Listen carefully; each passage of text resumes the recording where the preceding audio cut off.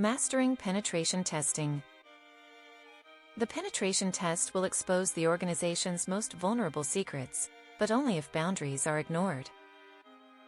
Which specific areas of the organization's systems, networks, and applications will be included in the scope of the penetration test, and what are the boundaries that the testing team should be aware of to ensure that the test is conducted in an isolated and controlled environment? To ensure operational excellence in penetration testing, it is crucial to define the scope of the test and establish clear boundaries to guarantee a controlled and isolated environment. This scope definition will outline the specific areas of the organization's systems, networks, and applications that will be included in the test, as well as the limitations and constraints that the testing team must be aware of. Scope definition. The scope of the penetration test will include the following areas.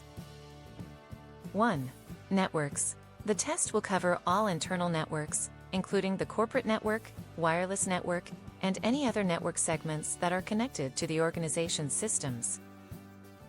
2. Systems. The test will focus on all servers, workstations, and laptops that are connected to the network, including those used by employees, contractors, and third-party vendors. 3. Applications. The test will target all web applications, mobile applications, and internal applications used by the organization, including those provided by third-party vendors. Boundaries and limitations. To ensure a controlled and isolated environment, the testing team must be aware of the following boundaries and limitations. 1. Network segmentation. The testing team will not attempt to bypass network segregation or access areas that are not explicitly included in the scope. 2. System isolation. The testing team will not attempt to access or manipulate systems that are not included in the scope, including personal devices, non-organization-owned systems, or systems that are not connected to the organization's network. 3. Data protection.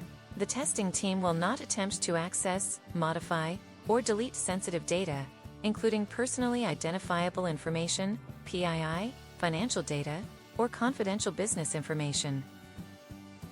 4. System uptime.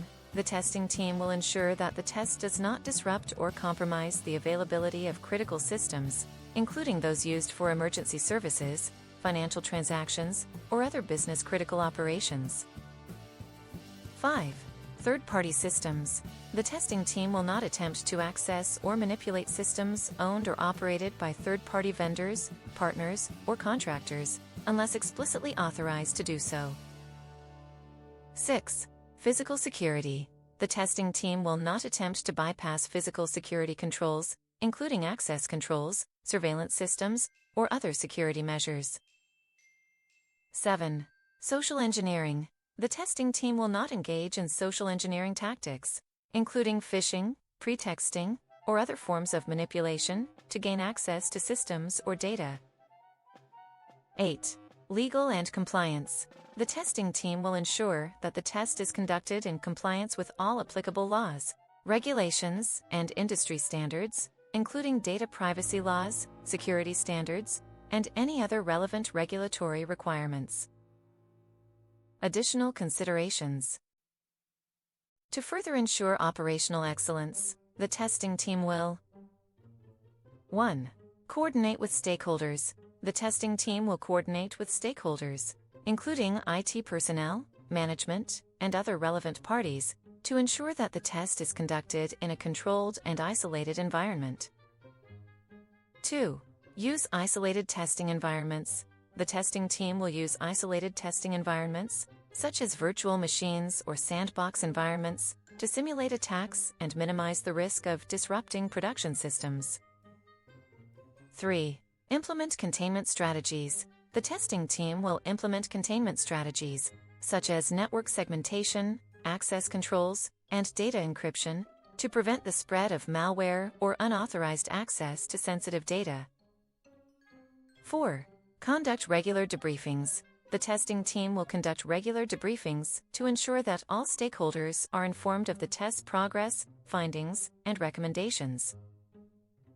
By defining the scope and boundaries of the penetration test, the organization can ensure that the test is conducted in a controlled and isolated environment, minimizing the risk of disruption to business operations or compromise of sensitive data. The thrill of the unknown.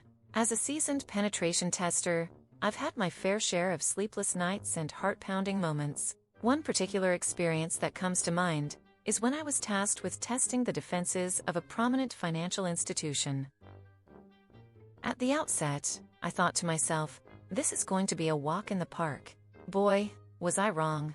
As I began to dig deeper, I realized that the scope of the test was much broader than I had initially anticipated. The complexity of the systems, networks, and applications was staggering. I felt like a kid in a candy store, not knowing where to start or what to prioritize. My first step was to sit down with the stakeholders and have a frank conversation about the scope of the test. I needed to understand what was in bounds and what was off limits. I asked questions like, what are the critical assets that need to be protected? And what are the potential entry points for an attacker? As we discussed the scope, I began to realize that the boundaries of the test were not as clear-cut as I had hoped. There were gray areas, and I had to navigate them carefully. I recall thinking to myself, if I'm not careful, I could inadvertently trigger a security incident or, worse, cause a disruption to their operations. To mitigate this risk, I worked closely with the internal IT team to establish clear guidelines and protocols for the test. We agreed on specific IP ranges, network segments, and application interfaces that I could target. I also made sure to coordinate with their incident response team to ensure that we had a plan in place in case something went awry. As I began the test, I encountered a series of unexpected twists and turns. I discovered that the organization's internal network was more porous than I had anticipated, with several unauthorized devices connected to the network. I also found that their application security was lacking, with numerous vulnerabilities waiting to be exploited. Throughout the test, I was acutely aware of the delicate balance between pushing the limits of the systems and respecting the boundaries. I had to constantly remind myself that my goal was to identify weaknesses, not to cause harm. I recall feeling a sense of unease when I stumbled upon a particularly egregious vulnerability, knowing that if I wasn't careful, I could inadvertently trigger a security incident. Despite the challenges, I persisted, and the test ultimately revealed several critical vulnerabilities that needed to be addressed. The organization's security team was grateful for the insight, and we worked together to prioritize and remediate the findings. Looking back, I realized that the success of the test hinged on my ability to navigate the gray areas, communicate effectively with the stakeholders, and maintain a deep respect for the boundaries. It was a delicate dance, one that required me to be adaptable, culturally sensitive, and morally grounded. As I reflect on that experience, I'm reminded that penetration testing is as much an art as it is a science. It requires a deep understanding of the systems, networks, and applications, as well as a healthy dose of creativity, intuition, and moral fiber.